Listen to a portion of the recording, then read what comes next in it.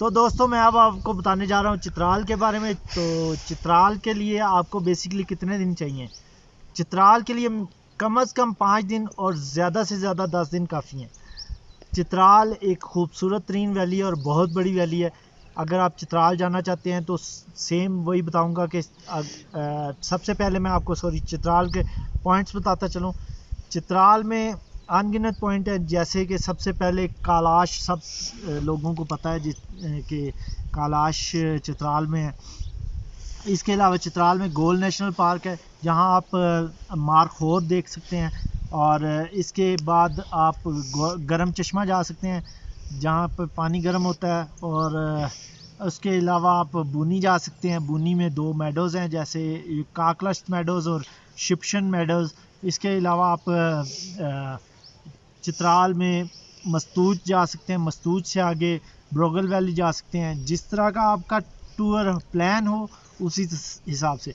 इसके अलावा कुछ लोग त्रिचमीर का व्यू भी करना चाहते हैं, तो वो त्रिचमीर के लिए ट्रैक भी कर सकते हैं। तो बेसिकली ये वीडियो बाइकर्स के लिए है। तो बाइकर्स को मैं बताता चलूँ कि उनके लिए फिजिबल है कि वो त्रिचमीर के ट्रैक के लिए ना जाएं।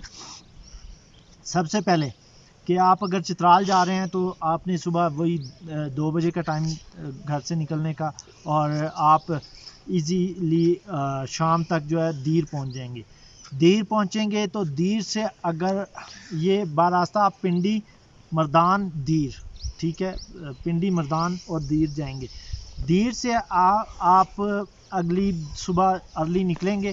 तो अगर तो आपने पूरी सेफ्टी किट पहनी हुई है तो आपको जो है लुआरी टनल के अंदर से जाने दिया जाएगा। थोड़ा रिक्वेस्ट करनी पड़ेगी कि हम मेहमान हैं, तो वो इंशाल्लाह ताला आपके साथ कोऑपरेट करते हैं। तो आपकी एक और चीज़ है कि आप अगर टनल में से गुजर रहे हैं तो 60 से ऊपर स्पीड ना कीजिए, ये आपके लिए नुकसानदेह है। आपके साथ साथ पूरी टनल और उसके अंदर आने जाने वालों के लिए ज़रूर नुकसानदेह होगा। तो इसलिए कह रहा हूँ कि 60 से ऊपर स्पीड उस टनल में बिल्कुल ना करें। जब आप टनल क्रॉस कर जाते हैं तो फिर उसके बाद उतराई शुरू हो जाती है, और उतराई तकरीबन 1-1.5 घंटा उतराई है इसकी। और फिर आप चित्राल वैली के अंदर एंटर हो जाते हैं, जहाँ से आपको चित्राल का दरिया नज़र आ जाता है। चित्राल में सबसे पहले आपने चित्राल शहर में नहीं जाना, अयून आएगा। द्रोश के बाद अयून आता है। अयून से आपने मुड़ जाना है। अयून से आपने मुड़ जाना है कैलाश की तरफ। अयून से आपको एक पुल नज़र आएगा दरिया के ऊपर लकड़ी का। उस वहाँ एक रोड नीचे को उतर रही है, उस रोड से नीचे उतरेंगे तो आप सीधा कैलाश चले जाएंगे। वहाँ से लोगों से पूछ भी सकते हैं, वैसे भी वहाँ से 22 किलोमीटर भुमरत है, तो भुमरत जाएंगे। भुमरत के में रंबूर और भुमरत ये मेन इलाके हैं कैलाशियों के। इसके अलावा एक और इलाका है, उसका नाम मैं अभी भूल रहा हूँ, लेकिन आप वहाँ से भी पता कर सकते हैं। लेकिन मेन इसका टाउन जो है वो भुमरत है। जो ज़्यादा लोग जहाँ आबाद हैं वो भुमरत में हैं, तो भुमरत जाएं। भुमरत आप एक दिन पूरे में घूम सकते हैं इजीली। जिस दिन जाएंगे दीर से उठ के आप कैलाश पहुँचते हैं तो सेम डे में आप भुमरत घूम लेंगे।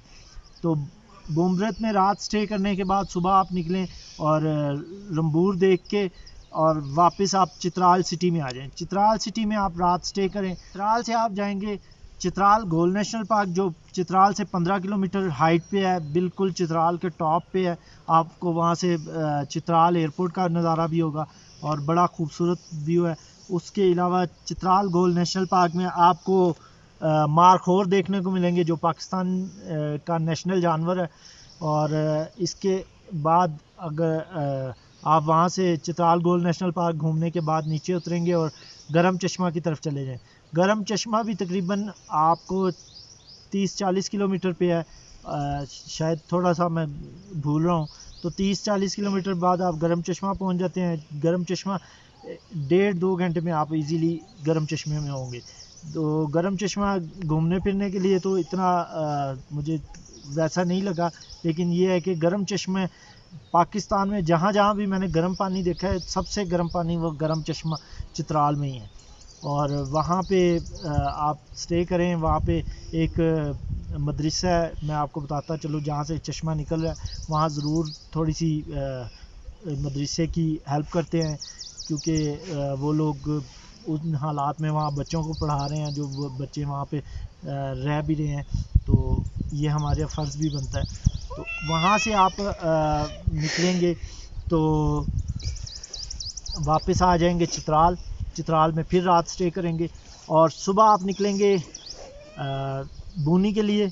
बूनी में मेडोज़ देखने हैं आपने। मेडोज़ में आपके पास शुपशन मेडोज़ है और काकलश्त मेडोज़ है। काकलश्त मेडोज़ में कोई भी बाइक इजीली चले जाती है और बहुत ही खूबसूरत मेडोज़ है। वहाँ पे आपको बाइक चलाने का इतना मज़ा आएगा कि शायद कभी भी कहीं किसी भी सड़क पे आया हो, क्योंकि वो मेडोज़ कभी अप एंड डाउन जगह हैं, मतलब कभी ऊपर जा रहे हैं कभी नीचे जा रहे हैं। तो आप काकलश्त मेडोज़ को देखेंगे, बड़ा खूबसूरत है, बड़ा वसी मैदान है। और उसके बाद आप शुपशन मेडोज़ के लिए आपको थोड़ा सा बाइक को धक्का लगा के ऊपर चढ़ना पड़ेगा। वो भी बहुत खूबसूरत मेडोज़ है, वो काकलश्त से थोड़ा हाइट पे है और ग्रीनरी में भी काकलश्त से ज़्यादा ग्रीन है, लेकिन काकलश्त की अपनी एक जगह है और शुपशन की अपनी एक जगह। तो आप ये दोनों एक ही दिन में देख सकते हैं और देख के आप बुनी में ही रात स्टे करें। बुनी में इकराम भाई हैं, मैं उनको रेफ़र करता हूँ आपको। अगर आप जाएं इकराम भाई के पास जाएं, आपको एक तो वो ये दोनों मेडोज़ घुमाएंगे और उनके पास अच्छी रिहाइश का बंदोबस्त भी है और बहुत ही बेहतरीन इंसान से मिलेंगे आप। उसके अलावा आपको वो बुनी की पुराने नवादरात भी दिखाएंगे, पुरानी चीज़ें भी दिखाएंगे और आपको मज़ा आएगा बुनी में अगर आप इकराम भाई के साथ मिलते हैं तो। इसके बाद आप जाएंगे जी मस्तूज में। तो मस्तूज में अगर आप शंदूर जाना चाहते हैं तो शंदूर के लिए आपको बुनी से अर्ली निकलना पड़ेगा। अर्ली निकलें, शंदूर देखें, वापस आप मस्तूज आके रहेंगे। ये इस तरह होता है कि आपने 35 किलोमीटर बुनी से 35 किलोमीटर पे मस्तूज है। मस्तूज से आगे 70 किलोमीटर पे शंदूर पास है। शंदूर पास पोलो ग्राउंड तक आप तकरीबन आपको 4 घंटे लग जाते हैं जाने में, क्योंकि सारी चढ़ाई है इस तरफ से। रास्ते में एक खूबसूरत गांव आता है जिसका नाम है सुरलासपुर। सुरलासपुर एक बेहतरीन और ख़ूबसूरत गांव है इस वैली का। शंदूर टॉप देख के आप वापस आ जाएं। अगर आप वापस नहीं आना चाहते, अगर आपके पास दिन ज़्यादा हैं, तो आप उससे आगे गिलगित की तरफ चले जाएं।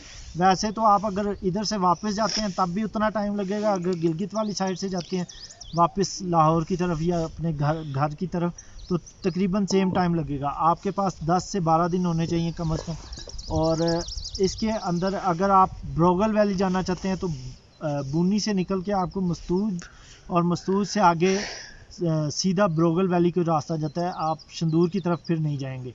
तो ब्रोगल वैली बहुत कम लोग जाते हैं, ये इसलिए कि उसके लिए एक तो एक्सपेंस ज़्यादा पड़ता है, दूसरा आपके पास खाने पीने का वसी इंतज़ाम होना चाहिए, क्योंकि वहाँ पे आपको खाने पीने की चीज़ें बहुत कम मिलती हैं। गांव कम है तो आपको बंदोबस्त पूरा करके जाना पड़ेगा। बाकी चित्राल वैली मैंने आपकी शंदूर तक कंप्लीट कर दी है। अगले में आपको मैं बताऊंगा फंडर और गिलगित वाली साइड। तो दोस्तों, अगर आप गिलगित बल्तिस्तान में जाना चाहते हैं, गिलगित बल्तिस्तान में सबसे पहले मैं आपको बता देता हूँ फंडर वाली साइड का, शंदूर वाली साइड का। एक तो अभी मैं आपको चित्राल का बता रहा था, तो चित्राल वाली साइड से अगर आप फंडर वाली साइड पे आते हैं तो आप यासीन वैली, अशकोमन वैली और फंडर और गुप्पिस, ये सारी जगह एक ही गो में देख सकते हैं। लेकिन दिन आपके पास ज़्यादा होने चाहिए अगर चित्राल वैली भी आप साथ में कर रहे हैं। अगर आपके पास अलहदा से टूर करना चाहते हैं इन इलाकों का, तो वो है कि आप सेम कोई 10 दिन का टूर रखें। सुबह लाहौर से निकलें, नारान जाएं, नारान से आगे रात नारान में स्टे करके अगली सुबह आप जाएंगे तो सीधा आप गिलगित पहुंच जाएंगे। गिलगित में आपको स्टे करना पड़ेगा। दैन गिलगित से आप शंदूर की तरफ जाएंगे, जो कि सिंगल रोड है और बहुत ही खूबसूरत रोड है। मैं कहता हूँ कि गिलगित बल्तिस्तान में सबसे ज़्यादा मज़ा अगर आपको आना है तो वो इसी रोड पे आना है। क्यों कि इसके दरिया बिल्कुल साथ है रोड के। दरिया आपको किसी भी जगह साथ नहीं छोड़ता और वैली इतनी खूबसूरत है, कहीं आपको सब्ज़ा नज़र आएगा, कहीं खुश्की नज़र आएगी, कहीं खेत ग्रीन होंगे, कहीं खुश्क होंगे। तो ये बहुत खूबसूरत वैली है। ख़ास करके इसमें फंडर का आपने नाम सुना होगा।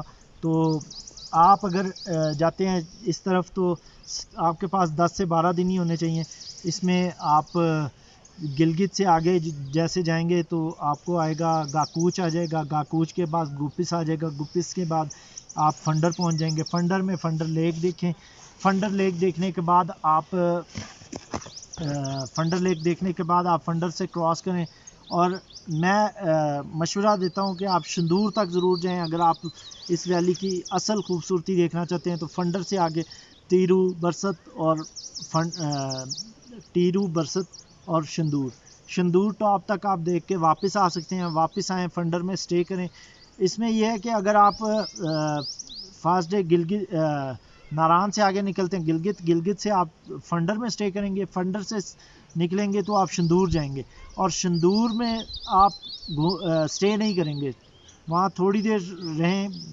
शंदूर में इसलिए स्टे नहीं करेंगे, ऑक्सीजन का अक्सर मसला होता है। अगर फेस्टिवल चल रहा है तो आप स्टे कर सकते हैं, लेकिन मेरे ख्याल में स्टे नहीं करना चाहिए वहाँ पे।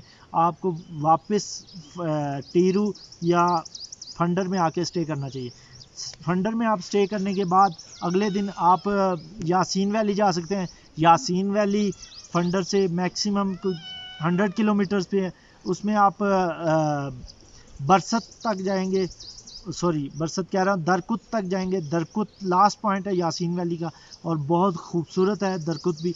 और यासीन वैली में आप और बहुत सारी चीज़ें देख सकते हैं, जैसे कि एक मज़ार है, एक शहीद हैं, मुझे नाम भूल रहा है, सॉरी, कर्नल शेर खान या इस तरह का कोई नाम है। तो मैं आपको फिर भी उसके वीडियो के डिस्क्रिप्शन में भी लिख दूंगा नाम। तो आप यासीन वैली से वापस आएंगे, फिर आप अशकोमान जाएंगे। अशकोमान में आपने यासीन वैली से वापस आके आपको फंडर में स्टे करना पड़ेगा। फंडर से आप फंडर नहीं, गुप्पिस में आपको स्टे करना पड़ेगा। गुप्पिस से आप अशकोमान के लिए जाएंगे और अशकोमान वैली देखने के बाद आप सेम डे ही गिलगित पहुंच सकते हैं। गिलगित पहुंचे और वापसी वहां से लाहौर के लिए कर सकते हैं। ये आपका टोटल ट्रिप जो है ये 10 दिन में कंप्लीट होगा। ये मैंने आपको शॉर्टली बताया ताकि आपके लिए ज़्यादा मुश्किल ना हो। इस इलाके में जाने से पहले एक चीज़ ज़रूर लाजमी याद रखें कि आपके पास पंक्चर किट ज़रूरी होनी चाहिए, क्योंकि यहाँ सबसे कम पंक्चर वाले आपको मिलेंगे।